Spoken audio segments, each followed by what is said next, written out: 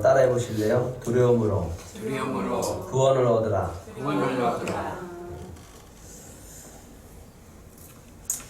요즘 스타트업 기업이라고 하는 기업들이 속속 나타나고 있습니다. 스타트업 기업이라고 하는 것은 혁신형 기술과 아이디어를 보유한 초기 창업 기업, 그래서 스타트업 기업이라고 말합니다. 경제가 어렵다고 하죠. 창업하기가 힘들다고 합니다. 아니, 창업을 하는 게 두렵다고 합니다. 이런 시기에 기업가 정신으로 무정한 젊은 세대들이 새롭게 스타트업 창업에 뛰어들면서 한국 경제의 새바람을 불어일으키고 있다라고 말하고 있습니다. 최근 온라인에서 화제가 된 이 캡슐 세제도 한 젊은 창업가의 도전 정신에 의해서 시작되어졌습니다. 이 캡슐 세제 열풍을 주도하고 있는 이 스타트업 기업은 0912라고 하는 이 기업입니다. 액체 세제를 많이 쓰죠. 또 가루 세제를 많이 써요. 그런데 이 액체 세제를 쓰면 주변에 흘리게 되어지고, 가루 세제를 쓰게 되어지면 또 이것이 날아다녀서 불편합니다. 그리고 얼마큼 부어야 그 양이 적당한지를 잘 모르죠. 근데 이 캡슐 하나만 넣으면 이 캡슐이 녹으면서 그 빨래가 아주 잘 이렇게 세탁이 된다고 합니다.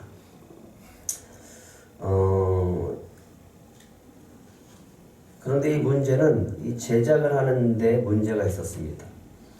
이렇게 캡슐을 만드는 이 기술을 가진 이 공장이 많지 않았다고 합니다. 그래서 전국을 수소문을 했대요. 근데 수소문을 했는데 10군데가 넘는 곳에 수소문을 했는데 모두들 다 거부를 했대요. 그 이유가 뭐냐 하면 그분들의 이야기는 그런 거예요. 지금은 가루 세제에서 액체 세제로 시장이 넘어간 지 얼마가 되지 않았다. 그렇기 때문에 이 캡슐 세제를 만들면 팔리지 않을 것이다 라고 사람들은 이야기했다고 합니다. 그래서 모두들 다 거부했대요. 그런데 이 기업은 포기하지 않고 끝까지 다 찾아다녔습니다.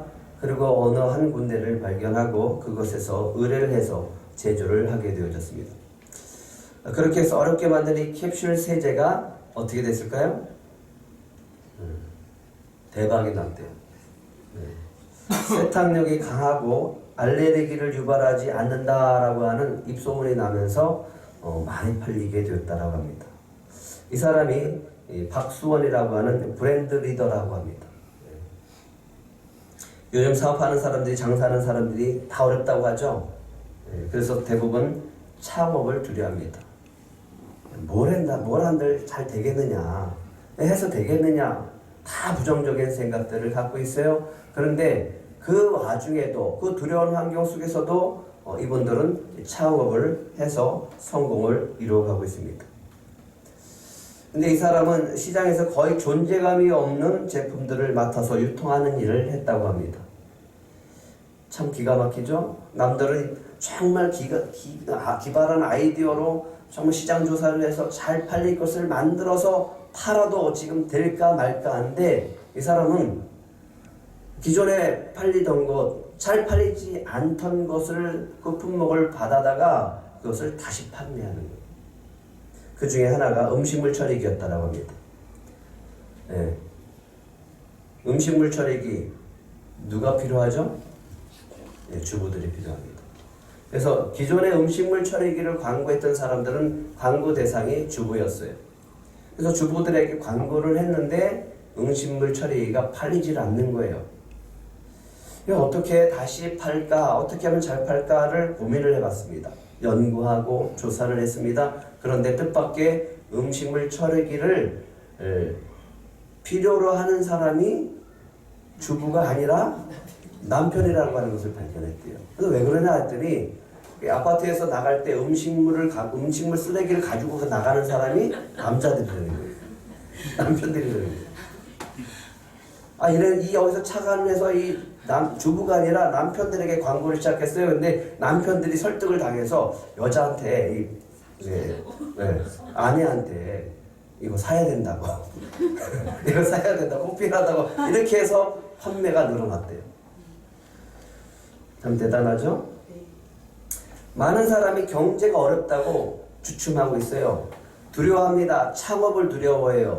근데 이 사람들은 그 두려움을 뚫고 창업을 하고 있습니다. 이 어려운 시기에 창업했다가 실패하면 어떻게 하나? 많은 사람들이 이렇게 두려워하고 있습니다. 근데 이 사람들은 어떻게 하면 성공할 수 있을까를 생각해요. 그리고 반드시 성공해야 된다라고 하는 의지를 가지고 달려들어서 스타트업 기업들이 성공하고 있습니다. 새로운 바람이 불고 있는 거예요. 젊은 세대들에 의해서 새로운 경제가 한국 경제가 새바람이 불고 있다라고 합니다. 참 반가운 소식이죠.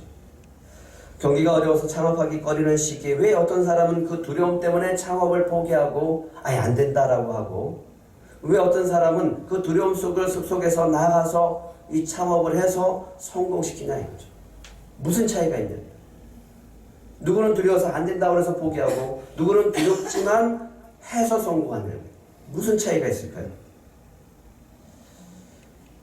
이런 말 있죠. 생각이 바뀌면 행동이 바뀌고, 행동이 바뀌면 습관이 바뀌고, 습관이 바뀌면 인격이 바뀌고, 인격이 바뀌면 운명이 바뀐다. 인생이 바뀐다. 그런 말이 있습니다. 생각을 전환한다라고 하는 거 쉽지 않습니다. 어제도 우리 아이들에게 우리 코치가 오셔서 아이들의 진로 상담을 했어요. 그러면서 첫 번째 해야 될 것이 있다라고 가르쳐 주더라고요. 생각을 깨라 이렇게 얘기하더라고요. 그래요. 이 두려움이라고 하는 것이 참 놀랍게 우리의 생각을 가둬버리는 거예요. 못하게 만드는 거예요. 예. 벼룩이요. 어떻게 그 장면을 보여주는데 참 재밌더라고요. 벼룩을 이렇게 가둬놨어요. 가둬놨더니 자기가 뛸 수 있는 한계가 그 덮개까지잖아요. 거기 덮개까지 뛰는 거예요. 근데 덮개를 이렇게 제거했어요. 근데 그 덮개보다 3배나 더 뛸 수 있는 벼룩이 뛸 수 없다는 생각 속에서 덮개를 벗겨놔도 거기서 그만큼만 뛴대요. 생각에 갇히는 거죠. 두려움이 우리의 행동을 제한할 때가 있습니다. 이게 하게 해서 되겠어? 안 될 거야? 라고 하는 것 때문에 우리는 갇혀버리는 거예요. 두려움이 우리 인생의 성공의 길을 가로막을 때도 있습니다. 실패하면 어떻게 하나? 근데 오늘 라합이 이 두려움 때문에 무엇을 얻을까요? 구원을 얻습니다. 아니, 두려움 때문에 오히려 라합이 구원을 얻습니다. 라합이 정탐꾼 앞에서 이렇게 고백을 합니다. 여호와께서 이 땅을 당신들에게 주신 줄을 내가 잘 알고 있습니다. 우리가 당신들을 무척 두려워해서 간담이 다 녹아버렸습니다. 우리는 당신들이 애굽에서 나올 때 여호와께서 홍해물을 마르신 것을 우리가 다 듣고 간담이 녹았습니다. 일단 저편에서 아모리 왕 두 왕을 전멸시킨 소식을 듣고 우리는 마음이 다 녹았고 우리는 정신까지 잃어버렸습니다. 나는 당신들의 하나님이 상천하지의 하나님인 줄 알고 있습니다. 근데 여기서 라합은 이 두려움을 극복하고 나가요. 그 두려움이 있어요. 두려움이 있는데 그 두려움 때문에 라합이 정탐꾼에게 요구합니다. 12절, 13절 우리 지난 시간에 했었기 때문에 한번 다시 읽겠습니다. 시작. 그러므로 이제 청하노니 내가 너희를 선대하였은즉 너희도 내 아버지의 집을 선대하도록 여호와로 내게 맹세하고 내게 증표를 내라. 그리고 나의 부모와 나의 남녀 형제와 그들에게 속한 모든 사람을 살려주어 우리 목숨을 죽음에서 건져내라. 두려워요. 두렵지만 어떻게 해요? 그 두려움 속에서 하나님을 받아들이고 하나님 앞에서 죽기 싫어서 죽음이 두려워서 이렇게 얘기를 하는 겁니다. 살려주세요. 나뿐만 아니라 우리 가족들 모두 살려주세요. 내가 당신들을 살려줬으니까 우리 가족 살려주세요. 나는 그 하나님이 상천하지의 하나님인 줄 저는 믿습니다. 그 하나님이 우리 가족을 다 살려줄 줄 믿습니다. 다 살려주세요라고 요구하고 있는 거예요.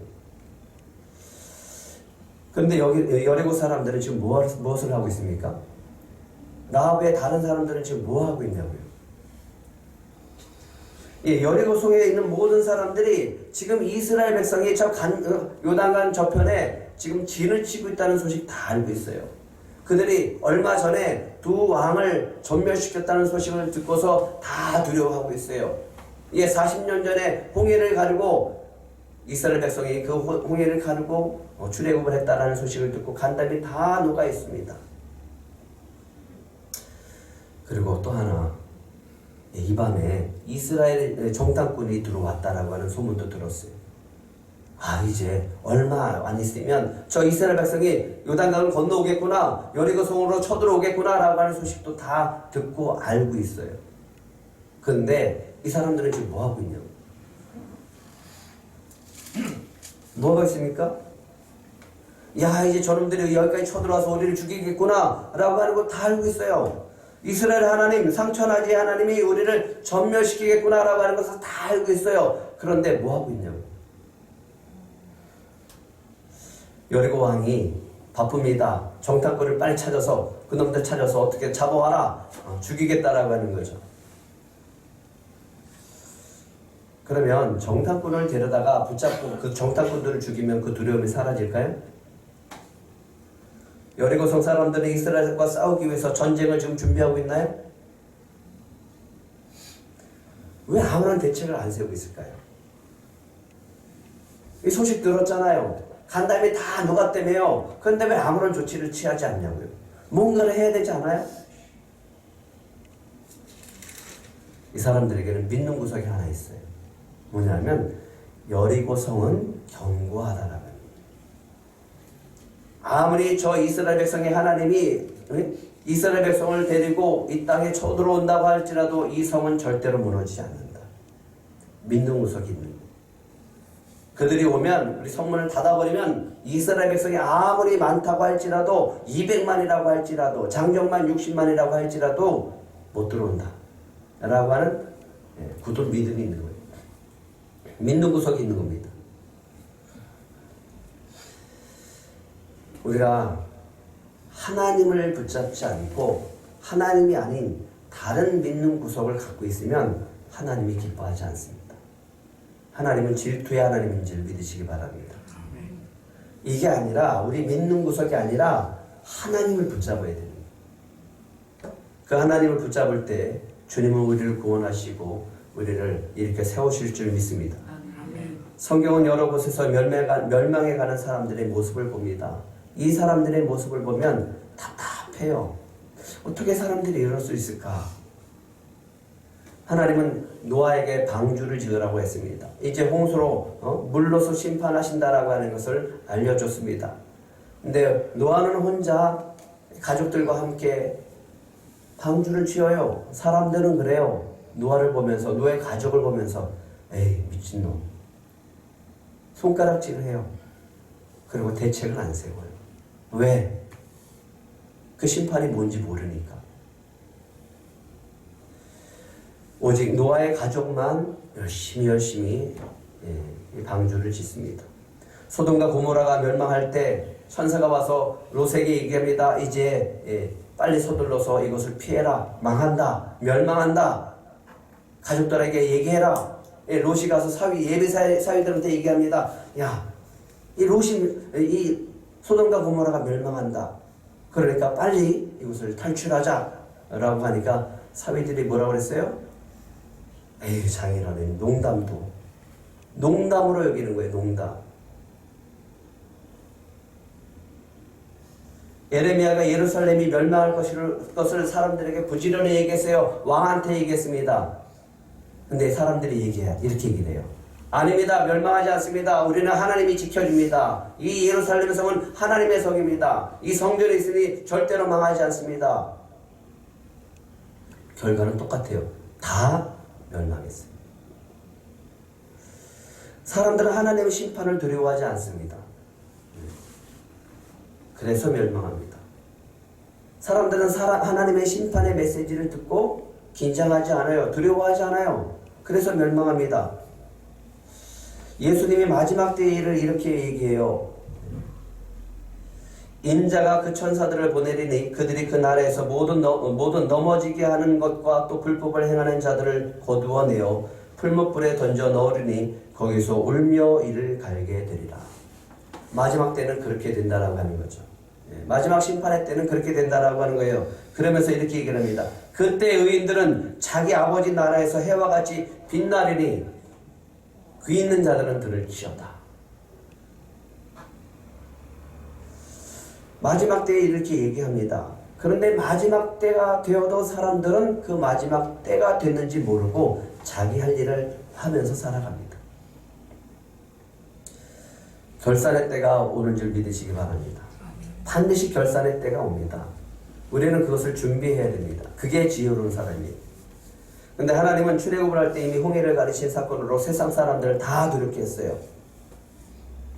그리고 여기 여리고성 사람들에게도 이미 소식을 전했어요. 저 요단강 저편에서 두 나라를 이 이스라엘 백성으로 인해서 다 전멸시켰다.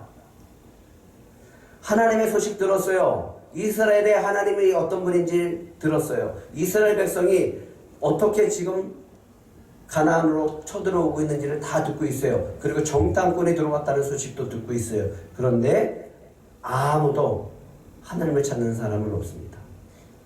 아무도 그것을 대비하고 준비하는 사람은 없어요. 그런데 유일하게 누구만 하나님을 찾습니까?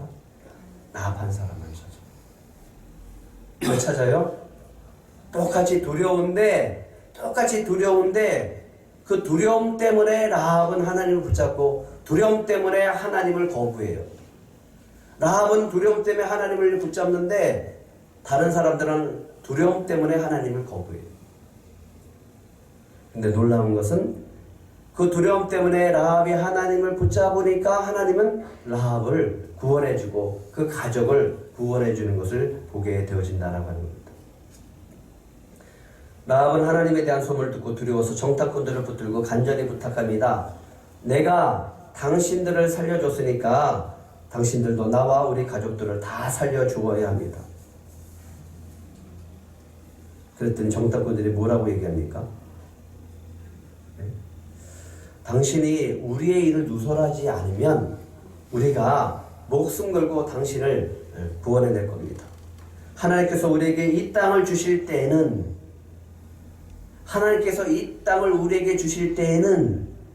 인자하고 진실하게 대우할 것입니다. 어떻게 대우한다고요? 인자하고 진실하게 하나님께서 당신을 대할 것입니다. 이 약속을 해줘요.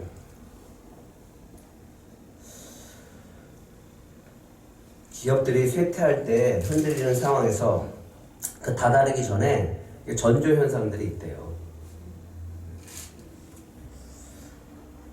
그런데 의외로 경영진들이 이런 위기를 너무 쉽게 넘어간다는 거죠. 너무 늦게 발견하는 겁니다.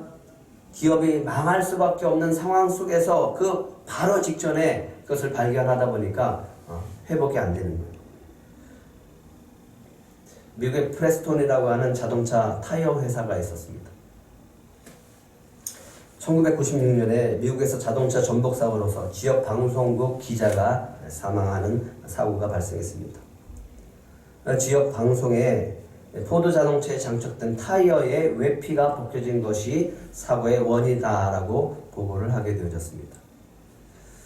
이 사고로 인해서 회사의 이미지가 실추될까봐 두려워서 이 타이어가 문제가 있다라고 하는 것을 다 오픈하지 않았어요. 대신에 어떻게 했냐면 타이어를 무료 서비스로 해서 그 위기를 넘깁니다.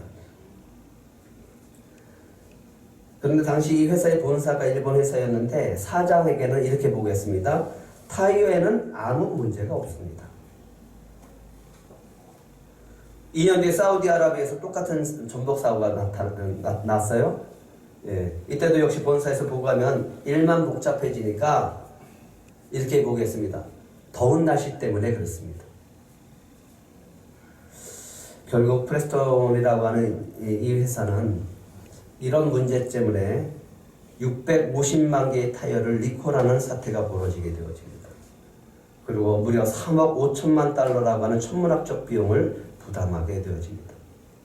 그리고 창업주가 96년 동안 이어왔던 포드사와의 이 제휴 그 관계를 끊게 되어집니다. 신뢰를 잃게 되어진 거죠. 기업이 잘 될 때 무엇을 두려워할까요? 기업이 잘 될 때 이런 것들을 두려워해요. 혹시나 이런 사고 때문에 이미지가 실추될까봐 두려워해요. 이미지가 나빠지면 이 기업의 경영이 어려워지니까 그것을 두려워하는 거죠. 근데 우리나라에 아주 일례로 좋은 예가 하나 있죠. 삼성 이건희 회장이 1995년도에 있었던 사건이죠. 일명 애니콜 화형식이라고. 애니콜을 한참 뜰 때 그 핸드폰이 나왔어요. 그런데 이게 결함이 생긴 거예요. 간부들에게 줬는데 이게 전화가 제대로 안 되는 거예요. 그러니까 이건희 회장이 화가 났어요. 그러면서 한 말이 있습니다. 고객이 두렵지 않냐? 고객이 두렵지 않냐? 시중에 나간 제품 모두 걷어들여라. 그리고 공장 직원들 앞에서 화형식을 해라. 그래서 수많은 그 핸드폰을 앞에다 두고서 불을 질러버리고 그것을 다 화형시켜버렸어요. 근데 어떻게 된지 아십니까? 이전보다 정말 배알이 폭발적으로 핸드폰이 더 잘 팔리고 이 삼성 기업의 이익이 더 많이 뛰어졌어요. 우리 영혼도 마찬가지예요. 망하는 영혼이 있고요. 구원받는 영혼이 있습니다. 망하는 영혼은 복음을 들어도 자기 인생에는 아무런 문제가 없다고 얘기하는 사람들이에요. 두려워하지 않아요. 경고의 메시지를 들어도 인생에는 아무런 상관이 없다라고 얘기를 합니다. 에이, 나랑 무슨 상관이 있어. 나는 괜찮아. 혹시 자기의 죄라도 드러날까봐, 이미지가 실추될까봐 두려워합니다. 하나님의 백성과 함께 여리고로 오고 있다는 소식을 듣고 두려워하면서 여전히 이 다른 여리고 백성들은 아무런 반응이 보이질 않는 거예요. 하나님 앞에 두 손 들고 나와야 될 거 아니에요. 항복해야 될 거 아니에요. 지금 이 시기가 아닙니까? 그런데 아무도 반응하는 사람이 없어요. 죽음이 다가오고 있습니다. 어떻게 하면 우리가 살 수 있을까? 어떻게 하면 이 진노 가운데 벗어날 수 있을까? 하나님의 진노 가운데서 어떻게 벗어날 수 있을까? 묻는 사람이 아무도 없어요. 정탐꾼들이 들어왔다는 소식 들었습니까? 어떻게 하지 이제? 어떻게 하면 우리가 구원을 받을 수 있을까? 라고 물어보는 사람이 없습니다. 좀 어떻게 하면 저 살릴 수 있을까요? 라고 묻는 사람이 없습니다. 바울이 빌립보 감옥에서 갇혔어요.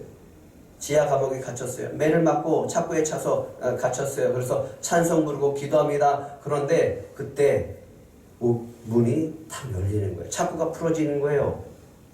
간수가 놀라서 죄수들이 다 도망친 줄 알고 자살하려고 했습니다. 그랬더니 얘기합니다. 도망치지 않았다.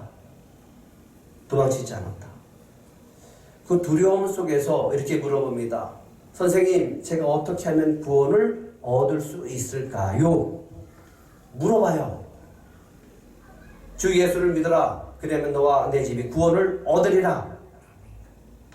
그래서 그뿐만 아니라 그 온 가족이 구원을 얻었습니다. 근데 사람들은 안 물어봐요. 사람들은 이걸 안 물어봐요. 어떻게 하면 구원을 얻을 수 있습니까를 안 물어봐요. 어떻게 하면 살 수 있을까요? 어떻게 하면 살 수 있을까요? 여리고성이 튼튼하니까 괜찮겠지. 여리고 성문이 튼튼하니까 괜찮겠지. 아이 괜찮아. 그런 일 없을 거야. 근데 하나님 뭘 준비하고 있어요 지금? 이스라엘 백성을 요단강을 건너는 기적을 베풀 것이고 이제 여리고성을 무너뜨릴 계획을 가지고 정탐꾼을 지금 보내고 있는 거예요. 하나님 오세요. 이스라엘 백성이 오신다고요. 이스라엘 백성이 온다고요. 그들을 다 진멸시키기 위해서 올 겁니다. 그래서 라합은 두려웠어요. 그래서 그 두려움 속에 오늘 누구를 붙잡는 거예요? 하나님을 붙잡는 거예요. 하나님 살려주세요. 하나님 이 진노 가운데 우리 가족들 구원해 주세요 라고 라합이 정탐꾼에게 얘기를 하고 있다라고 하는 겁니다. 구원받은 영혼이 있습니다. 복음을 듣고 영혼에 대한 심판을 두려워서 예수님을 구주로 영접하는 사람입니다. 그 두려움이 두려워서 주님을 영접할 수 있다면 그것은 복이에요. 그렇지 않습니까? 두려워서라도 하나님을 붙잡는다면 그것은 그 영혼은 행복이죠. 축복이죠. 두려워하지 않으니까 문제죠. 두려워하지 말라, 두려워하지 말라, 두려워하지 말라. 성경은 수없이 많은 곳에서 두려워하지 말라라고 얘기를 합니다. 그런데 예수님은 이렇게 얘기합니다. 두려워하라. 마태복음 10장 28절 한번 같이 읽겠습니다. 시작. 몸은 죽여도 영혼은 능히 죽이지 못하는 자들을 두려워하지 말고 오직 몸과 영혼을 능히 지옥에 멸하실 수 있는 이를 어떻게 하라? 두려워하라. 두려워하래요. 두려워. 여리고 성에서 유일하게 몸과 영혼을 등이 지옥에 멸할 수 있는 하나님을 두려워하는 사람이 있습니다. 그 사람이 누구예요? 네, 바로 라합이었어요. 여리고 성이 무너지고 전멸당할 것을 알기에 두려워서 정탐꾼에게 오늘 얘기합니다. 살려주세요. 저 좀 살려주세요. 우리 가족 좀 살려주세요. 우리를 좀 불쌍히 여겨주세요. 내가 당신들을 구해줬으니까 그러니까 우리도 구해주세요. 정탐꾼이 라합과 그의 가족들이 살 수 있는 길을 알려줍니다. 18절입니다. 같이 읽겠습니다. 시작.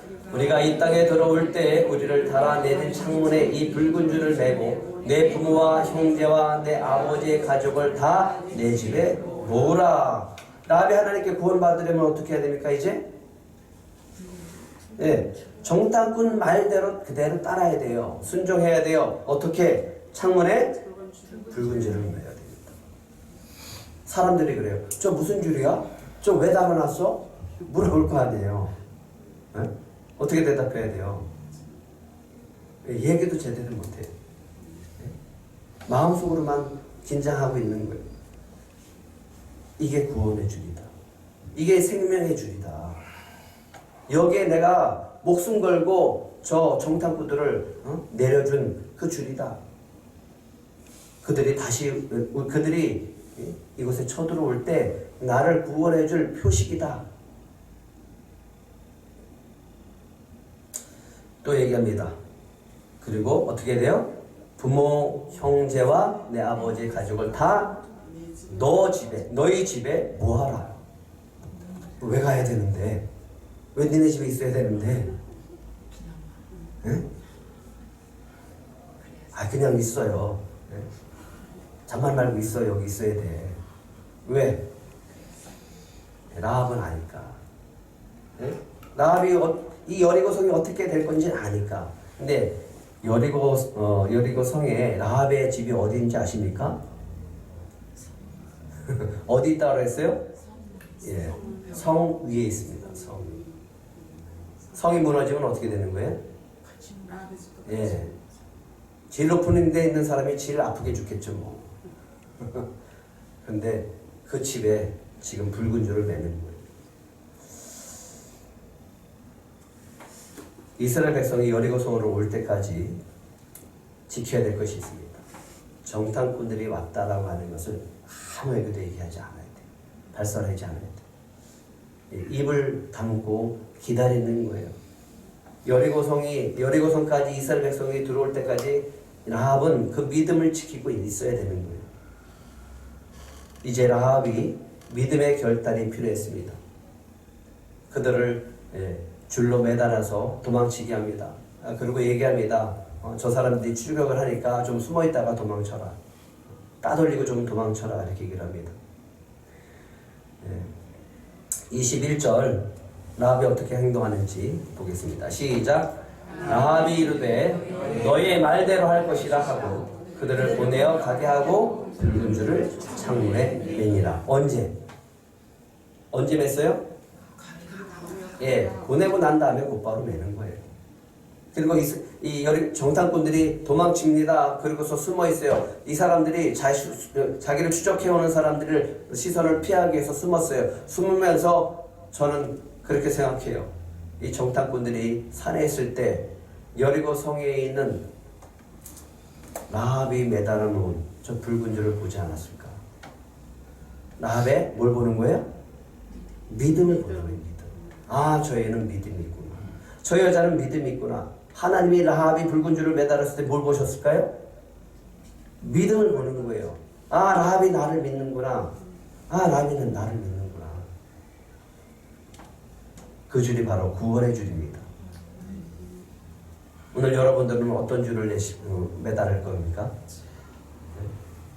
오늘 여러분은 주님 앞에 어떤 줄을 매달을 겁니까? 믿음을 보이셔야 됩니다. 주님 앞에 믿음을 보이세요.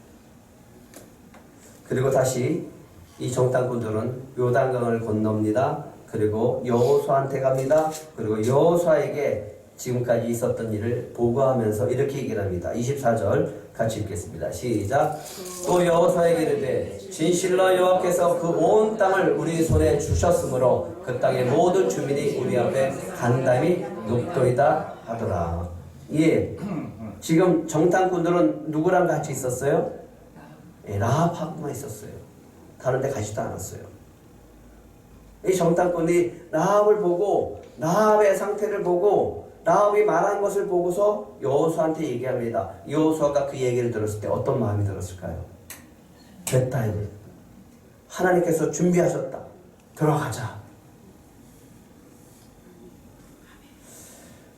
라합 한 사람의 믿음 때문에 이스라엘 전체가 승리의 기쁨을 가지고 출발합니다. 아, 준비하셨다. 하나님이 함께 하신다. 라합 한 사람의 믿음 때문에 이 라합의 온 가족이 다 구원을 받습니다.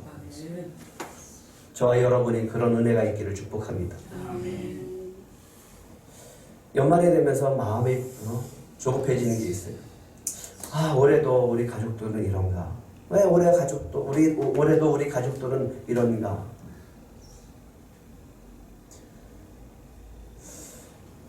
라합이 어떻게 됐을까요? 라합의 가족들. 네. 성경 여호수아 6장 17절 한번 같이 읽겠습니다. 시작. 이 성과 그 가운데 있는 모든 것은 여호와께 온전히 바치되 기생 라합과 그 집에 동거하는 자들은 모두 살려주라. 이는 우리가 보낸 사자들을 그가 숨겨 주었습니다. 모두 어떻게 하라고요? 살려줘라. 라합은 이제 그 두려움에서 벗어나서 하나님의 백성으로 살아가게 되어집니다. 맨 처음에는 하나님이 두려워서 하나님을 믿었어요. 하나님을 찾았어요. 살려달라고 얘기했습니다. 그런데 하나님께서 그 믿음을 보시고 그를 구원하십니다. 그의 인생은 이제부터는 하나님이 주시는 은혜 속에서 두려운 하나님이 아니라 하나님이 주시는 축복과 은혜와 평강 속에서 살아가는 복된 인생이 되어진 겁니다. 우리의 두려움이 구원을 이루는 줄 믿으시기 바랍니다. 하나님이 주신 두려움은 오히려 우리에게 구원을 주시는 줄 믿으시기 바랍니다. 우리는 흔히 죽음을 인생의 끝이라고 얘기를 하죠. 아, 죽으면 뭐 다 끝나지. 그런데 죽음의 현상을 진지하게 학문적으로 연구했던 사람들이 있었습니다. 하버드대 정신의학자였던 엘리자베스 퀴버라스라고 하는 이 학자였습니다. 이 팀들이 연구한 게 있어요. 뭐냐면 죽음에 가까운 사람들의 정신세계, 의식세계는 어떤가라고 하는 거예요. 대상자들은 이런 사람들이에요. 의사가 사망 선고를 했어요. 분명히 심정지가 되어졌고 뇌사가 되어졌습니다. 그런데 이 사람들이 다시 살아난 사람들. 그런 사람들 있죠?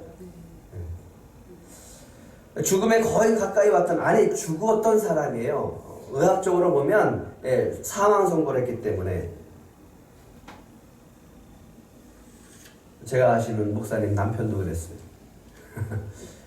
기적이죠, 기적. 하룻밤 사이에 다시 의사가 그랬어요. 미쳤다고. 목사님을 향해 미쳤다고.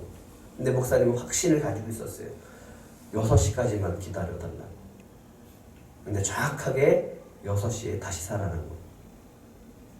지금 이 아내 목사님을 잘 도와주고 있어요. 그런 분이 우리 주변에도 있어요. 그런데 이 의식세계를 집중적으로 파헤치기 시작을 했습니다. 근데 특징이 두 가지가 나타나는 거예요. 죽음 건너편에 우리가 뭐가 있을까? 막 연구를 한 거예요. 병원에서 사망 선고를 받았다가 극적으로 다시 살아난 사람들의 경험의 이야기를 들어보니까 이렇대요. 예. 죽는 순간에 그 영혼의 깊은 터널을 통과한대요. 그 다음에 한 종류의 사람들은 아주 끔찍한 악몽을 꿨다라고 얘기를 합니다.